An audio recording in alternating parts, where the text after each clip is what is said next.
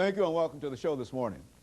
The topic this morning is the Nashville Minority Business Center, and we're fortunate to have with us to talk about the Nashville Minority Business Center the Executive Director of the Business Center, Ms. Marilyn Robinson.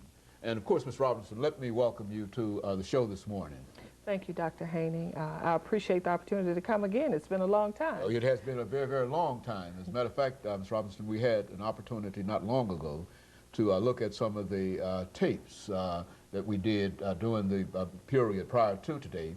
And each time you gave us such excellent information, and I know that you're going to do the same thing today, because this is in reality a burning issue among many people, the economic situation among minorities. But before we get into that, Ms. Robinson, let's have you to give us some information about your background, your education, and some of the things that were important in terms of eventually leading you to the directorship of the Nashville Minority Business Center. And then we'll talk about other issues. Okay. Well, actually, I'm from Memphis.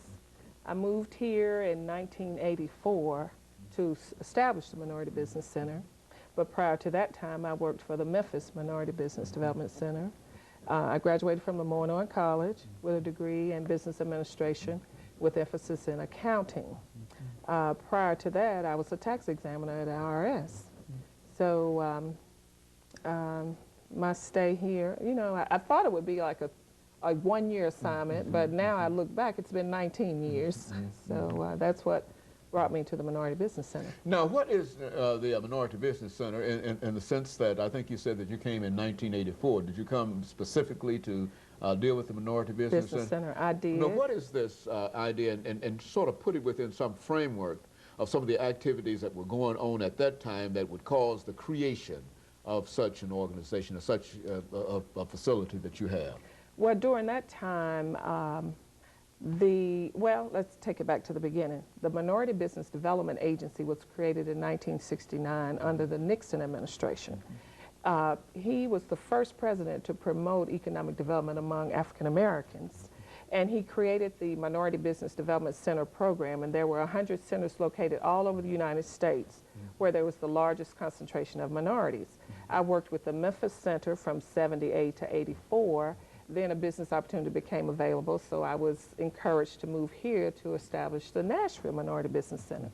During that time, we had standards whereby we were measured on the number of contracts we could get awarded for minority businesses and the number of financial packages or lines of credit or bonding, things like that. We were measured in that area. And I think at that time, our goal was to accomplish, we needed to target at least $5 million a year, and we served about 120, 125 entrepreneurs. Then when the Republicans got it, started downsizing government, they reduced the number of business development centers, and they reduced it from 100 to 50, and Nashville dropped off the radar screen because we were ranked 72 based on minority population.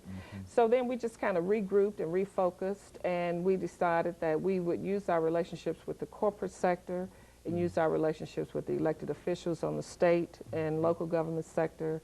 They partnered with us, and we kept the center going. And now our focus is primarily, we have a new product. It's the One Fund.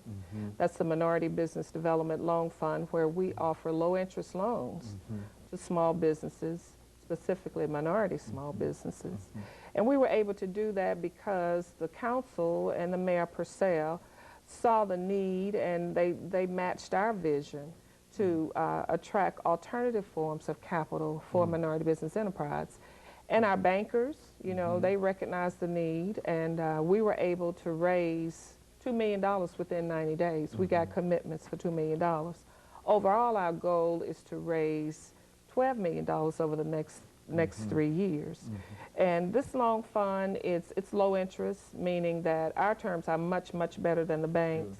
It's typically prime plus 4 1/4. 80% of the money will be for existing businesses. We want to be able to help companies that have made it through the first 3 or 5 years. They need to get to the next level, but their banks may not have the appetite to go with them on that level. So 80% of our money will be to those existing businesses.